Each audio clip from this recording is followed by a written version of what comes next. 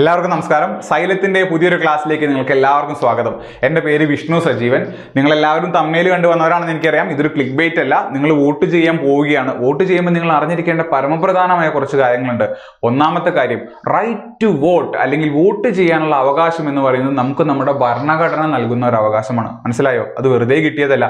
It is your constitutional right. ഭരണഘടനയിൽ പ്രതിപാദിക്കുന്ന നിങ്ങളുടെ അവകാശമാണ് റൈറ്റ് ടു വോട്ട്. അപ്പൊ ഞാൻ ഇന്ന് നിങ്ങളുടെ മുമ്പിൽ നിൽക്കുന്നത് ഒരു ടീച്ചറായിട്ടല്ല. ഞാൻ വരുന്ന ഇലക്ഷനിൽ മത്സരിക്കുകയാണ്, ഒരു സ്ഥാനാർത്ഥിയാണ്. അപ്പോൾ ഞാൻ സ്ഥാനാർത്ഥിയാണ്. എൻ്റെ ഇലക്ഷൻ മാനിഫെസ്റ്റോ, എൻ്റെ പ്രകടന പത്രികയിൽ പറയുന്ന 10 കാര്യങ്ങൾ ഉപയോഗിച്ച് നിങ്ങൾക്ക് ഫണ്ടമെന്റൽ റൈറ്റ്സ് അല്ലെങ്കിൽ മൗലിക അവകാശങ്ങളെ പരിചയപ്പെടുത്തുക എന്നതാണ് എൻ്റെ ഉദ്ദേശം.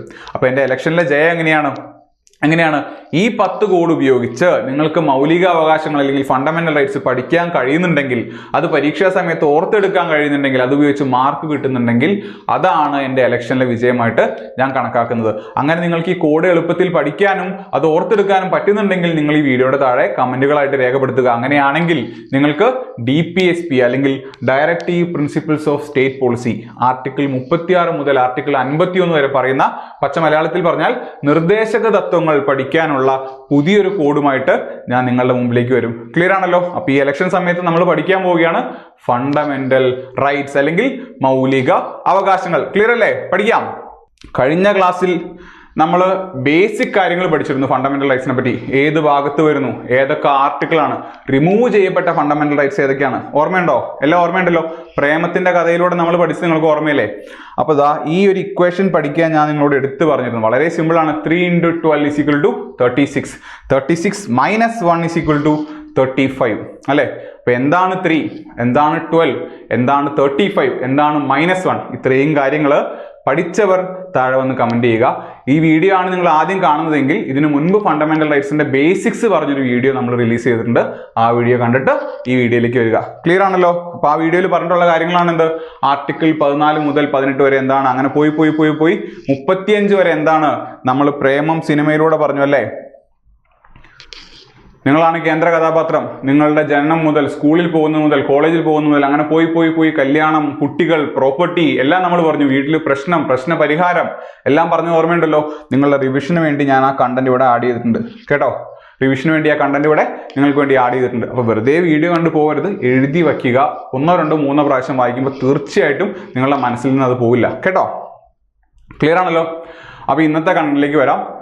നിലവിലുള്ള രാഷ്ട്രീയത്തിൽ മനം മടുത്ത പലരുണ്ടാവും നിങ്ങളുടെ കൂട്ടത്തിൽ. ഞാൻ അങ്ങനെ മനം മടുത്തുകൊണ്ട് ഞാൻ ഇലക്ഷൻ കമ്മീഷന് മുമ്പിൽ പോയി. ഞാൻ ഒരു സ്വതന്ത്ര സ്ഥാനാർത്ഥിയായിട്ട് ഞാൻ എന്നെ പ്രഖ്യാപിച്ചു. Vishnu Sajeevan nominate as a candidate for election to the house of people. House of people എന്ന് പറഞ്ഞാൽ നമുക്കറിയാം ലോക്സഭ അല്ലെ? From the dash parliamentary constituency തീരുമാനിച്ചിട്ടില്ല. അത് നിങ്ങൾ പറയണം. എവിടെ നിന്നാൽ ജയിക്കും ചാൻസ് ഉണ്ട്, എവിടെ നിന്നാൽ നിങ്ങൾ വോട്ട് ചെയ്യും എന്നുള്ളത് നിങ്ങൾ പറയുക. ഞാൻ അവിടെ നിൽക്കാം. സോ ഞാൻ എൻ്റെ ക്യാമ്പയിനിങ്ങും കാര്യങ്ങളും തുടങ്ങി കഴിഞ്ഞിരിക്കുന്നു. ഇതെൻ്റെ ഫസ്റ്റ് ക്യാമ്പയിൻ വീഡിയോയാണ്. ക്യാമ്പയിൻ വീഡിയോയിൽ ഞാൻ ആദ്യമായിട്ട് പറയാൻ പോകുന്നത് എൻ്റെ പ്രകടന പത്രിക, my election manifesto. Fundamental rights ഈ ഇലക്ഷൻ മാനിഫെസ്റ്റോയിലൂടെ നിങ്ങളെ പഠിപ്പിക്കുക എന്നുള്ളതാണ് ഈ വീഡിയോയുടെ ഉദ്ദേശം കേട്ടോ. ഒന്നാമത്തെ പോയിന്റ്. അപ്പോൾ ഈ പറയുമ്പോൾ നിങ്ങൾ മനസ്സിലാക്കേണ്ട കാര്യം, ഇതിൽ ഗ്രാമർ നോക്കരുത്. കാരണം ഇതൊരു കോഡാണ്.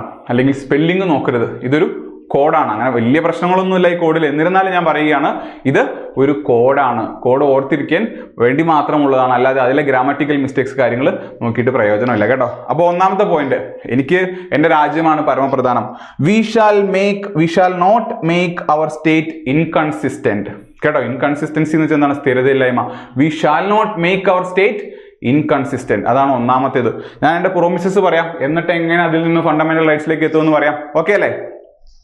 2, equal law to prohibit discrimination on the basis of religion and caste. നമ്മുടെ രാജ്യം നേരിടുന്ന ഏറ്റവും വലിയ പ്രശ്നമാണ് ജാതി, മതം, ഭാഷ അല്ലെങ്കിൽ ജെൻഡർ, ഇതൊക്കെ വെച്ചുള്ള ഡിസ്ക്രിമിനേഷൻ.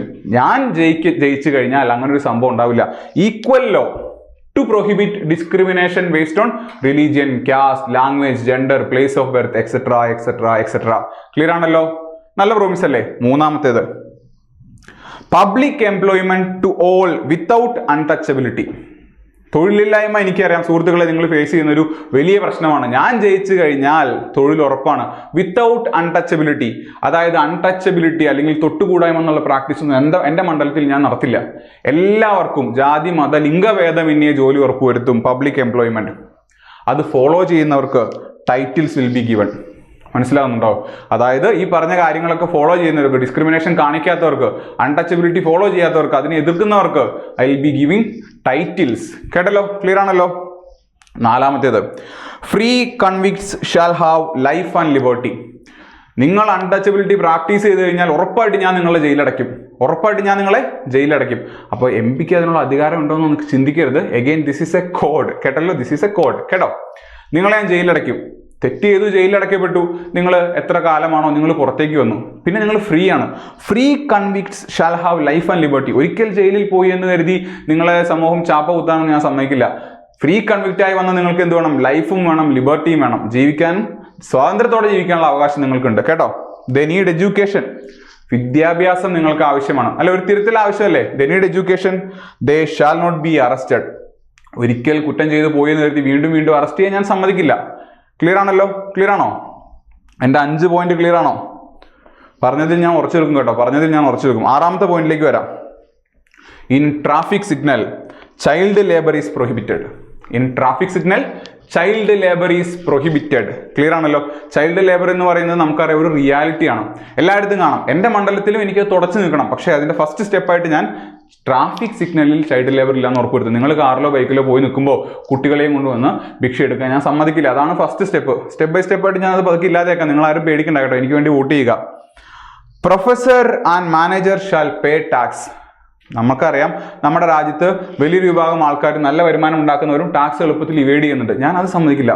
നല്ല സ്ഥാനത്തിരിക്കുന്ന പ്രൊഫസർമാർ, മാനേജർമാരൊക്കെ ടാക്സ് അടയ്ക്കണം. They shall attend meetings. അതിനുവേണ്ടി ഞാൻ വിളിക്കുന്ന മീറ്റിംഗിൽ അവർ അറ്റൻഡ് ചെയ്യണം. കേട്ടോ? Protect minority educational institutions and their property. അതായത് എൻ്റെ നാട്ടിൽ നിങ്ങൾ മൈനോറിറ്റി ആണെങ്കിൽ, എൻ്റെ മണ്ഡലത്തിൽ നിങ്ങൾ മൈനോറിറ്റി ആണെങ്കിൽ, നിങ്ങളുടെ എഡ്യൂക്കേഷണൽ ഇൻസ്റ്റിറ്റ്യൂഷൻസിന്, വിദ്യാഭ്യാസ സ്ഥാപനങ്ങൾക്ക് ഞാൻ പ്രൊട്ടക്ഷൻ തരും. നിങ്ങളുടെ പ്രോപ്പർട്ടിക്ക് ഞാൻ പ്രൊട്ടക്ഷൻ തരും. കേട്ടോ? അങ്ങനെ മെജോറിറ്റി മൈനോറിറ്റി പ്രശ്നം നമ്മുടെ നാട്ടിൽ ഉണ്ടാവില്ല. അത് ജാതി ആയിക്കോട്ടെ, മതമായിക്കോട്ടെ, ലിംഗമായിക്കോട്ടെ, നമ്മുടെ നാട്ടിൽ അത് ഉണ്ടാവില്ല. നമ്മുടെ മണ്ഡലത്തിൽ അത് ഉണ്ടാവില്ല. Remedy for using military and martial laws. നമുക്കറിയാം എനിക്ക് മുമ്പ് ഇവിടെ നിന്ന് ജയിച്ചു പോയ സ്ഥാനാർത്ഥി മിലിറ്ററി അല്ലെങ്കിൽ മാർഷ്യൽ ഉപയോഗിച്ചിട്ടുണ്ട്, മിലിറ്ററിയെ കൊണ്ടുവന്നിട്ടുണ്ട്. ഞാൻ അത് ചെയ്യില്ല. നമ്മുടേത് ജനാധിപത്യമാണ്. ഞാൻ നിങ്ങൾക്കൊരു പരിഹാരം തരികയാണ്. Remedy for using military and martial laws. കേട്ടല്ലോ? ഇതാണ് 9 കാര്യം. ഇതാണ് എൻ്റെ പ്രോമിസസ്. 10ാമത്തെ പ്രോമിസാണ്. വെറും വാക്ക് പറയുകയല്ല. I will make sure that parliament will pass laws for all these. ഞാൻ ഈ പറഞ്ഞ 9 കാര്യങ്ങൾ നടപ്പിലാക്കാനും പാർലമെന്റ് തക്കതായ നിയമം പാസ്സാക്കുമെന്ന് ഞാൻ നിങ്ങൾക്ക് ഉറപ്പ് തരികയാണ്. ക്ലിയർ ആണല്ലോ? അപ്പോൾ നിങ്ങൾക്ക് തോന്നും ഈ ഒരു കോഡ് ഓർത്തിരിക്കാൻ ബുദ്ധിമുട്ടല്ലെന്ന്. നിങ്ങൾ ആദ്യം ചെയ്യേണ്ട കാര്യം കഴിഞ്ഞ വീഡിയോ കണ്ടിട്ട് ആർട്ടിക്കിൾ 14 മുതൽ 18, അപ്പോൾ നമ്മുടെ മനസ്സിലേക്ക് വരണം. 14 മുതൽ 18 നമ്മൾ സ്കൂളിലാണ്, ഇക്വാലിറ്റിയാണ്.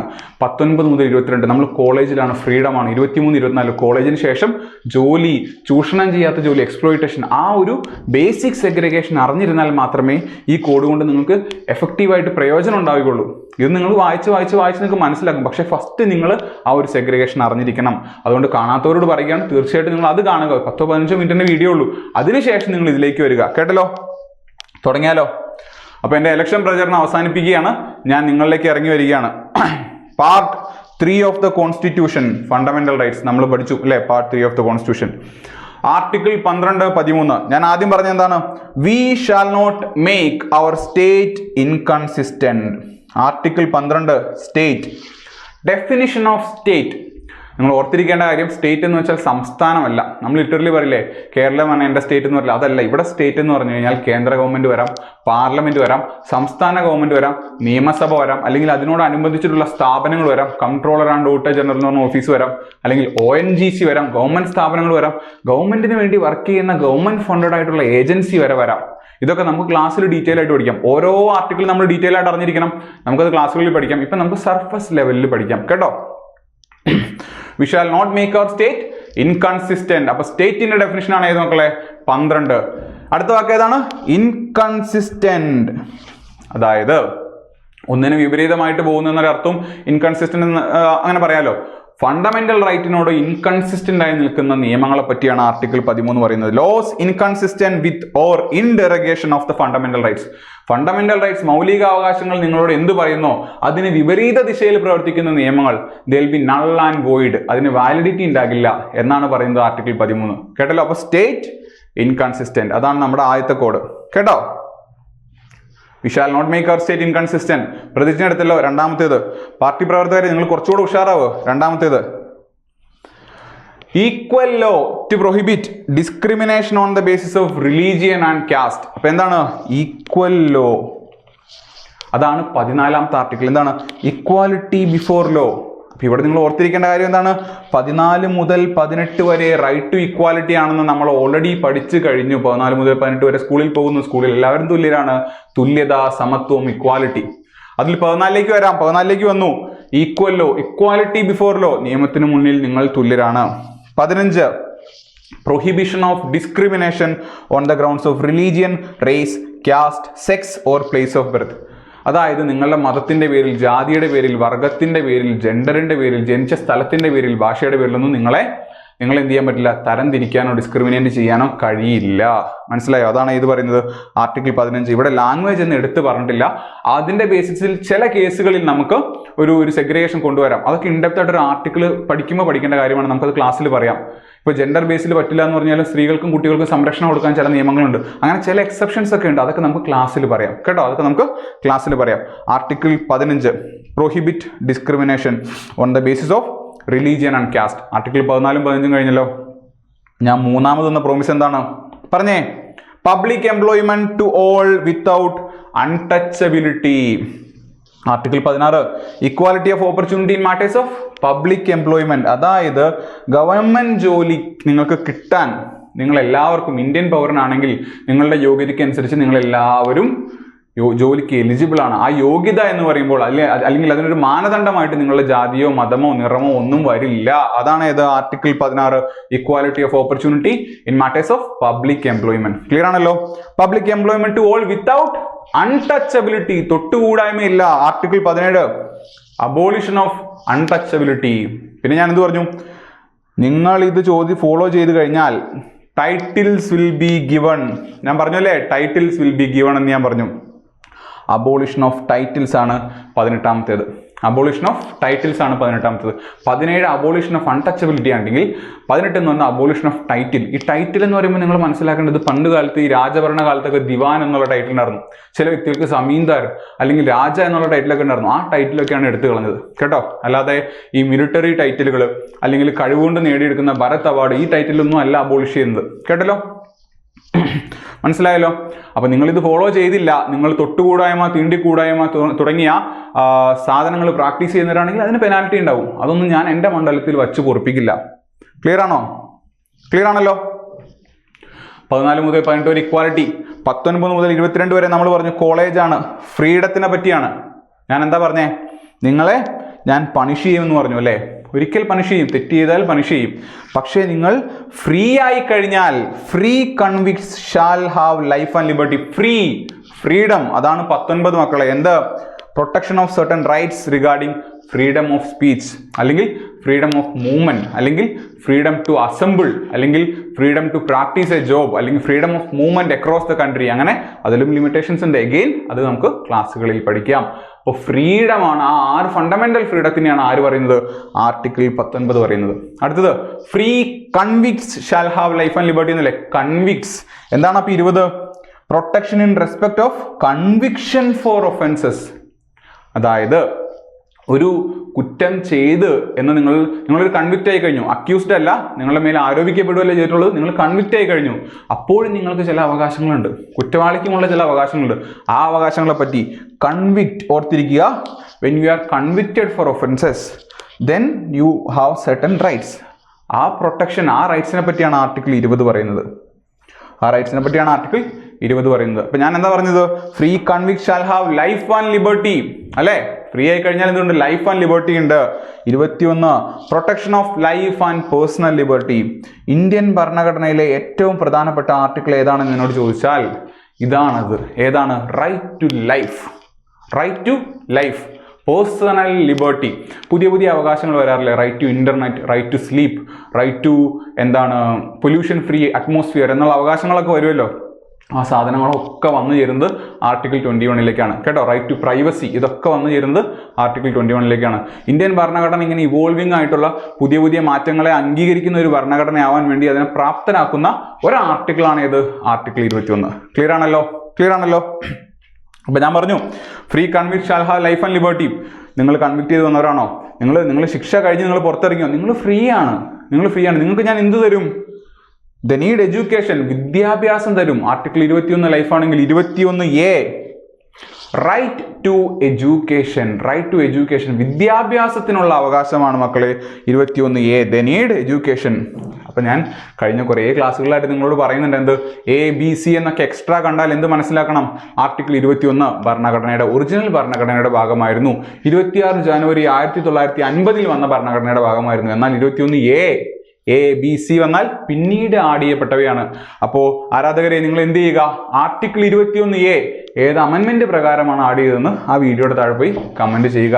ശരി ഉത്തരം പറയുന്നവർക്ക് സമ്മാനങ്ങളുണ്ട് കേട്ടോ. Article 21A right to education. ഞാൻ എന്താ പറഞ്ഞത്? They shall not be arrested again അല്ലേ? അതാണ് ആർട്ടിക്കിൾ 22.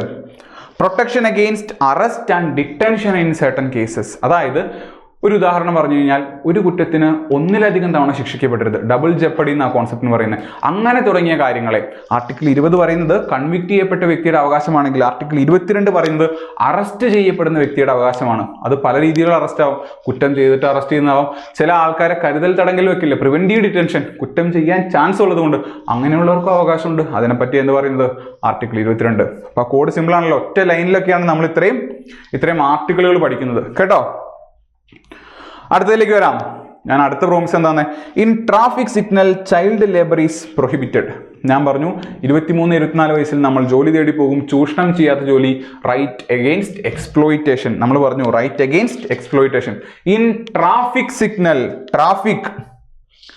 ഹ്യൂമൻ ട്രാഫിക്കിംഗ് എന്ന് വെച്ചാൽ എന്താണ്? മനുഷ്യക്കടത്ത്. അതിനെ പ്രൊഹിബിറ്റ് ചെയ്യുന്നു മക്കളെ article 23. Prohibition of traffic in human beings and forced labour. ഈ ശമ്പളമില്ലാത്ത ജോലി ഉണ്ടല്ലോ, അത് പണ്ട് കാലത്ത് താഴ്ന്ന ജാതിക്കാരെന്ന് വിളിച്ചിരുന്ന പാവപ്പെട്ടവരെ ശമ്പളം കൊടുക്കാതെ അല്ലെങ്കിൽ ഭക്ഷണം പോലും കൊടുക്കാതെ വേതനരഹിത ജോലി ഉണ്ടായിരുന്നല്ലോ. ആ സാധനം പറ്റില്ല, ഫോഴ്സ് ലേബർ പറ്റില്ല. അപ്പൊ ട്രാഫിക് എന്നുള്ള കോഡ് നിങ്ങൾ ഓർത്തിരിക്കുക. Prohibition of human trafficking. ഇതൊക്കെ ഒരു പ്രീവിയസ് ഇയർ ക്വസ്റ്റ്യൻ ആണ്. ഓരോ ആർട്ടിക്കിളും ഓരോ പ്രീവിയസ് ഇയർ ക്വസ്റ്റ്യൻ ആണ്. ഏതാണ് ആർട്ടിക്കിൾ? ആർട്ടിക്കിൾ 23. എന്താ പറഞ്ഞത്? In traffic signal child labour is prohibited. Article 24 prohibition of employment of children in factories. ഒരുമാതിരിപ്പെട്ട എല്ലാ പരീക്ഷയ്ക്കും ചോദിച്ചിട്ടുള്ള ഒരു ചോദ്യമാണ് എന്ത്? Which of the following articles of the constitution deals with prohibition of child labour? ഏതാണത്? ആർട്ടിക്കിൾ 24. ക്ലിയർ ആണല്ലോ? ഇനി തെറ്റില്ലല്ലോ. അപ്പോൾ ഓരോന്ന് പഠിക്കുമ്പോഴും ജസ്റ്റ് കണ്ണടച്ചൊന്ന് ഇമാജിൻ ചെയ്യണം. ട്രാഫിക് സിഗ്നലിൽ കുട്ടികൾ വന്ന് നിൽക്കുന്നുണ്ട്, നമ്മൾ കാണാറുണ്ട്. അതിനെ പ്രൊഹിബിറ്റ് ചെയ്യുക. ട്രാഫിക്കിംഗ് അങ്ങനെ ചിന്തിക്കുക. അപ്പോൾ 23-24 എഗെയിൻസ്റ്റ് എക്സ്പ്ലോയിറ്റേഷൻ ആണെന്ന് നമ്മൾ ഓൾറെഡി അറിഞ്ഞിരിക്കണം. അപ്പോഴല്ലേ ആ വലിയ സെഗ്രിഗേഷൻ അറിഞ്ഞാലേ അതിലെ കുഞ്ഞു കാര്യങ്ങൾ അറിയാൻ പറ്റുകയുള്ളൂ. മനസ്സിലാവുന്നുണ്ടോ പറയണേ? മനസ്സിലാകുന്നുണ്ടെങ്കിൽ എനിക്ക് വോട്ട് ചെയ്യുക, എന്നെ ജയിപ്പിക്കുക കേട്ടോ. 25 മുതൽ 28 വരെ ഞാൻ പറഞ്ഞു ജോലിയൊക്കെ ഉണ്ട്, കല്യാണം വേണം. നമ്മൾ കല്യാണം കഴിക്കുന്ന സമയത്ത് എന്താണ്? പ്രണയത്തിന് മതമില്ല എന്ന് ഞാൻ നിങ്ങളുടെ അടുത്ത് പറഞ്ഞു. അതോ 25 മുതൽ 28 വരെ deals with religion, freedom of religion. അതെങ്ങനെ ഓർത്തിരിക്കാം? 25, 26, 27, 28. Professor and manager shall pay tax and attend meetings. 25 freedom of conscience and free profession, practice and propagation of religion. നിങ്ങളുടെ മനസാക്ഷി പറയുന്ന മതത്തിനെ ഫോളോ ചെയ്യാനുള്ള നിങ്ങളുടെ അവകാശം. Freedom of profession of religion, propagation of religion. നിങ്ങളുടെ മതത്തിന്റെ വിശ്വാസങ്ങൾ നിങ്ങൾക്ക് മറ്റുള്ളവരിലേക്ക് എത്തിക്കാനുള്ള അവകാശം. മതപരിവർത്തനത്തിനുള്ള അവകാശമല്ല കേട്ടോ. Not the freedom to convert another person, to propagate your ideas, your beliefs. അതാണ് article 25. Profess, right to profess religion. അടിപൊളിയല്ലേ? 26 മാനേജർ, മാനേജ് ചെയ്യുക. Article 26 freedom to manage religious affairs. നിങ്ങളുടെ മതത്തിന്റെ അല്ലെങ്കിൽ ആ മത സംഘടനയുടെ അല്ലെങ്കിൽ അതിനെ ഡിപ്പെൻഡ് ചെയ്തിരിക്കുന്ന ഓർഗനൈസേഷൻസിന്റെ മാനേജ്മെന്റ്, അതിനുള്ള നിങ്ങളുടെ അവകാശമാണ് മക്കളെ ഏത്? Article 26 freedom to manage religious affairs. Professor and manager. Clear ആണല്ലോ? എന്താണ് അടുത്തത്? ഷാൽ പേ ടാക്സ്, ടാക്സ് അടക്കണം. 27 ടാക്സിനെ സംബന്ധിച്ചാണ്. Freedom as to payment of taxes for promotion of any particular religion. നിങ്ങൾ വിശ്വസിക്കുന്ന മതം നിങ്ങൾ പ്രൊമോട്ട് ചെയ്താൽ അല്ലെങ്കിൽ അതിനുവേണ്ടി നിങ്ങൾ എന്തെങ്കിലും ആക്ടിവിറ്റീസ് നടത്തിയാൽ അതിന്മേൽ നികുതി ചുമത്തിക്കൂടാ. You don't have to pay any tax for promoting a religion which you follow. കേട്ടോ? നിങ്ങൾ ഫോളോ ചെയ്യുന്ന വിശ്വസിക്കുന്ന മതം പ്രൊമോട്ട് ചെയ്യുന്നതിന് നികുതി വേണ്ട. എൻ്റെ കോഡിൽ എന്താണ്? പ്രൊഫസർമാരും മാനേജർമാരും നികുതി അടയ്ക്കണം. കേട്ടോ. പ്രൊഫസ് ചെയ്യുക. Manage religious affairs. നികുതി, tax, freedom as to payment of taxes for promotion of a religion ആണ് article 27. 28 they shall attend meetings. ഞാൻ വിളിക്കുന്ന മീറ്റിംഗ്സ് തീർച്ചയായിട്ടും പങ്കെടുക്കണം. ടാക്സ് അടച്ചില്ലെങ്കിൽ ഞാൻ മീറ്റിംഗ് വിളിക്കും, അപ്പൊ നിങ്ങൾ പങ്കെടുക്കണം. 28 എന്താ പറയുന്നത്? Freedom as to attendance at religious instruction or religious worship in certain education institution. ഒരു ഉദാഹരണം പറഞ്ഞു കഴിഞ്ഞാൽ, നിങ്ങളൊരു ഗവൺമെന്റ് സ്കൂളിലാണ് പഠിക്കുന്നതെങ്കിൽ ഗവൺമെന്റിന് ജാതിയില്ല, മതമില്ല അല്ലേ? അപ്പോൾ ഗവൺമെന്റ് സ്കൂളിൽ ഒരു പർട്ടിക്കുലർ മതം പ്രൊമോട്ട് ചെയ്യാൻ ശ്രമിച്ചു കഴിഞ്ഞാൽ അത് ഏത് മതമായിക്കോട്ടെ, ഏത് ജാതി ആയിക്കോട്ടെ, അത് നമുക്ക് പറ്റില്ല. അപ്പോൾ നിങ്ങൾ അതിൽ പങ്കെടുക്കണം എന്ന് പറഞ്ഞാൽ പറ്റില്ല. ഈവൻ ഗവൺമെന്റ് ഫണ്ടഡ് ഇൻസ്റ്റിറ്റ്യൂഷൻസിൽ അത് പറ്റില്ല. അതിനുള്ള അവകാശം നിങ്ങൾക്കുണ്ട്. മനസ്സിലാവുന്നുണ്ടോ നിങ്ങൾക്ക്? നിങ്ങളിൽ പലരും ചിലപ്പോൾ ഈ ഒരു സിറ്റുവേഷൻ കൂടെ കടന്നു പോയിട്ടുണ്ടാവും അല്ലേ? നമുക്ക് ഇഷ്ടമല്ലാത്ത ചില ഫംഗ്ഷൻസിന് നമ്മളെ വിളിക്കുന്നത്, മതപരമായ ഫംഗ്ഷൻസിന്. So you have the fundamental right not to attend. You can attend if you want, you don't have to attend if you don't want. കേട്ടോ, അതാണ് ആർട്ടിക്കിൾ 28. മീറ്റിംഗ്സ്, ആ മീറ്റിംഗിൽ പങ്കെടുക്കണമെന്നില്ല, അറ്റൻഡൻസ് വേണമെന്നില്ല. ക്ലിയർ ആണല്ലോ? To attend meetings. ക്ലിയർ ആണല്ലോ? Religious meetings attend ചെയ്യണമെന്ന് യാതൊരു നിർബന്ധമില്ല. ക്ലിയർ ആണല്ലോ? അടുത്ത കോഡിലേക്ക് പോവാം. 29-30 വയസ്സ്, കല്യാണം കഴിഞ്ഞു, കുട്ടികളായി, കുട്ടിക്ക് വിദ്യാഭ്യാസം കൊടുക്കണം, കുട്ടിക്ക് സംസ്കാരം വേണം. Cultural and education rights. കഴിഞ്ഞ ക്ലാസ്സിലെ കോഡാണ്, ഓർമ്മയുണ്ടല്ലോ? 29-30. ഞാൻ എന്താ പറഞ്ഞത്? Protect minority educational institutions and property. എന്താണ് 29? Protection of interest of minorities. മൈനോറിറ്റീസിന്റെ അവകാശങ്ങൾ സംരക്ഷിക്കുക. It is a fundamental right under article 29. എന്താണ് 30? Right of minorities to establish and administer educational institutions. മനസ്സിലാവുന്നുണ്ടോ? ചില കേസിൽ ലിംഗ്വിസ്റ്റിക് മൈനോറിറ്റീസ് ഉണ്ട്, ഭാഷാപരമായിട്ടുള്ള മൈനോറിറ്റീസ് ഉണ്ട്. മലയാളം ഏറ്റവും കൂടുതൽ സംസാരിക്കുന്ന കേരളത്തിൽ തുളു ഒരു മൈനോറിറ്റി ഭാഷയാണ്. അപ്പോൾ അവരുടെ കൾച്ചർ പ്രൊട്ടക്ട് ചെയ്യാൻ വേണ്ടി അവർക്ക് ചിലപ്പോൾ ഒരു സ്കൂൾ സ്റ്റാർട്ട് ചെയ്യാം. അപ്പോൾ എന്താണ്? Minority education institutions. മൈനോറിറ്റി ഒരു കോഡാണ്, മൈനോറിറ്റി എഡ്യൂക്കേഷൻ ഇൻസ്റ്റിറ്റ്യൂഷൻസ്. ആർട്ടിക്കിൾ 29-ഉം ആർട്ടിക്കിൾ 30-ഉം കവർ ചെയ്തല്ലോ. ആൻഡ് പ്രോപ്പർട്ടി സംരക്ഷിക്കുമെന്ന് പറയുമ്പോൾ നിങ്ങൾ ഓർത്തിരിക്കേണ്ടത് ആർട്ടിക്കിൾ 31 ആയിരുന്നു, റൈറ്റ് ടു പ്രോപ്പർട്ടി. ഈ റൈറ്റ് ടു പ്രോപ്പർട്ടി പിന്നീട് റിമൂവ് ചെയ്യപ്പെട്ടു. നമ്മൾ പറഞ്ഞു -1ന്റെ പ്രത്യേകത കഴിഞ്ഞ ക്ലാസ്സിൽ ഓർമ്മയില്ലേ? Article 31 was removed. ആരാ റിമൂവ് ചെയ്തത്? ഒരു ഭേദഗതി. ഏത് ഭേദഗതിയാണ് റിമൂവ് ചെയ്തതെന്ന് നിങ്ങൾ പറയുക. നിങ്ങൾക്കുണ്ട് സമ്മാനം. കേട്ടോ, എന്തായി സമ്മാനം എന്നല്ലേ? സമ്മാനം എന്താണെന്ന് ഞാൻ പതുക്കെ പറയാം. നിങ്ങൾക്കും ഉണ്ട് ഒരു സമ്മാനം. ക്ലിയർ ആണല്ലോ? 9 remedy for using military and martial law. 31 നമ്മൾ പഠിച്ചു. 32 എന്താണ്? Remedy, right to constitutional remedies. നിങ്ങൾക്ക് ഈ ഭരണഘടന തരുന്ന മൗലികാവകാശങ്ങൾ ലംഘിക്കപ്പെട്ടു കഴിഞ്ഞാൽ അതിനുള്ള പരിഹാരമാണ് മക്കളെ ആർട്ടിക്കിൾ 32 പറയുന്നത്. കേട്ടോ, right to constitutional remedies. 32A ഓർത്തിരിക്കേണ്ട, അത്ര പ്രാധാന്യമില്ല. പണ്ടുണ്ടായിരുന്നു, ഇപ്പോൾ ഒമിറ്റഡ് ആണ്, ഡിലീറ്റഡ് ആണ്, ഓർത്തിരിക്കേണ്ട കാര്യമില്ല. എന്താണ് remedy for using military and martial law? 33, 34 രണ്ടും എന്താണ്? മിലിറ്ററി ലോസിനെ സംബന്ധിച്ചാണ്. 33 പറയുന്നത് power of parliament to modify rights conferred by this part, അതായത് മൂന്നാമത്തെ ഭാഗം, അതായത് ഫണ്ടമെന്റൽ റൈറ്റ്സ്, അതായത് മൗലിക അവകാശങ്ങൾ, in their application to forces. അതായത് നമുക്കുള്ള അവകാശങ്ങൾ, എന്നെയും നിന്നെയും പോലുള്ള, നിങ്ങളെയും പോലെയുള്ള വ്യക്തികൾക്കുള്ള അവകാശങ്ങൾ മിലിറ്ററിയിൽ ഉള്ളവർക്ക് ഉണ്ടാകണമെന്നില്ല. അതിനാർക്ക് റെഗുലേറ്റ് ചെയ്യാം? പാർലമെന്റിന് റെഗുലേറ്റ് ചെയ്യാം. അത് പാർലമെന്റിന് റെഗുലേറ്റ് ചെയ്യാൻ വേണ്ടി പാർലമെന്റിനെ എംപവർ ചെയ്യുന്ന ആർട്ടിക്കിളാണ് ഏത്? ആർട്ടിക്കിൾ 33. ക്ലിയർ ആണല്ലോ? എന്താ 34? Restriction of rights conferred by this part, part 3 fundamental rights, while martial law is in force. ഒരു സ്ഥലത്ത് മിലിറ്ററിയുടെ നിയമമാണെങ്കിൽ അവിടെ അവർക്ക് ഫണ്ടമെന്റൽ റൈറ്റ്സിനെ റെസ്ട്രിക്റ്റ് ചെയ്യാൻ കഴിയും. കാരണം സിവിലിയൻ ലോ അല്ല അപ്പോൾ ഉള്ളത്, അപ്പോൾ മിലിറ്ററിയുടെ നിയമമാണ്. അത് പറയുന്ന ആർട്ടിക്കിളാണ് 34. ക്ലിയർ ആണല്ലോ? പഠിച്ചില്ലേ? ഞാൻ എന്ത് പറഞ്ഞു? ഞാൻ ഈ തന്ന പ്രോമിസ് എല്ലാം ഞാൻ പാർലമെന്റിനെ കൊണ്ട് ഇംപ്ലിമെന്റ് ചെയ്യിക്കും. I will make sure that parliament will make അല്ലെങ്കിൽ pass laws for all these. ആരാണ്? പാർലമെന്റ്. ആർട്ടിക്കിൾ 35 പറയുന്നത് legislation to give effect to provisions of this part. Part 3നെ സംബന്ധിച്ച നിയമങ്ങൾ പാസ്സാക്കാൻ ആർക്കാ കഴിയുള്ളൂ മക്കളെ? പാർലമെന്റിനാ കഴിയുള്ളൂ. കാരണം ഫണ്ടമെന്റൽ റൈറ്റ്സ് എന്ന് പറയുന്നത് ഒരു ഹ്യൂമൻ ബീയിങ്ങിന്റെ ഫണ്ടമെന്റൽ അവകാശമാണ്. മലയാളിക്കുണ്ട്, തമിഴിനില്ല, അല്ലെങ്കിൽ ഹിന്ദിക്കാരനുണ്ട്, തെലുങ്കിനില്ല എന്നല്ല. എല്ലാ ഇന്ത്യക്കാർക്കും ഉണ്ട്.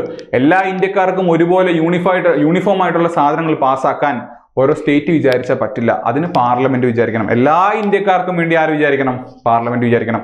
സോ 35 പറയുന്നത് ഈ പാർട്ട് 3യെ സംബന്ധിച്ചുള്ള നിയമങ്ങൾ പാസ്സാക്കാൻ ഓൺലി പാർലമെന്റ് ക്യാൻ ഡു. അതാണ് 35. ക്ലിയർ ആണല്ലോ? ക്ലിയർ ആണോ? അപ്പോൾ അതാ 20-22 മിനിറ്റിൽ ഞാൻ എൻ്റെ ഇലക്ഷൻ മാനിഫെസ്റ്റോ നിങ്ങളുടെ മുന്നിൽ പ്രസന്റ് ചെയ്ത് കഴിഞ്ഞിരുന്നു. എന്നെ എല്ലാവർക്കും വിശ്വാസമുണ്ടെന്ന് ഞാൻ വിശ്വസിക്കുന്നു. എനിക്ക് വേണ്ടി നിങ്ങൾ വോട്ട് ചെയ്യുക. വോട്ട് ചെയ്യുന്നത് എങ്ങനെയാണെന്ന് വെച്ച് കഴിഞ്ഞാൽ ഇതിൽ പറഞ്ഞിട്ടുള്ള ചോദ്യങ്ങൾക്ക് നിങ്ങൾ വ്യക്തമായ മറുപടി തരിക, കമന്റ് സെക്ഷനിൽ തരിക. കോഡ് നിങ്ങൾക്ക് ഹെൽപ്ഫുൾ ആണെങ്കിൽ അക്കാര്യങ്ങൾ പറയുക. അങ്ങനെയാണെങ്കിൽ ഞാൻ ഇലക്ഷൻ ജയിച്ചു എന്നല്ലോ ഒരു എൻ്റെ വിശ്വാസം. അങ്ങനെ ഞാൻ ജയിച്ചു കഴിഞ്ഞാൽ ഞാൻ നിങ്ങളിലേക്ക് പുതിയൊരു വീഡിയോ ആയിട്ട് വരും. ഏത്? DPSP. ഇലക്ഷൻ ജയിച്ചു കഴിഞ്ഞാൽ ഞാൻ നിങ്ങൾക്ക് വേണ്ടി ചെയ്യാൻ ആഗ്രഹിക്കുന്ന കാര്യങ്ങൾ, അല്ലെങ്കിൽ ഇലക്ഷൻ ജയിച്ചു കഴിഞ്ഞാൽ ഞാൻ ഈ പറഞ്ഞ കാര്യങ്ങൾ എങ്ങനെ ഇംപ്ലിമെന്റ് ചെയ്യാം, അതാണ് അടുത്ത code. Directive principles of state policy, നിർദ്ദേശക തത്വങ്ങൾ. ക്ലിയർ ആണല്ലോ? അപ്പൊ നമുക്ക് അടുത്ത വീഡിയോയിൽ കാണാം. എല്ലാവരും നല്ലപോലെ പഠിക്കുക. അതുവരേക്കും ഓൾ ദ ബെസ്റ്റ്.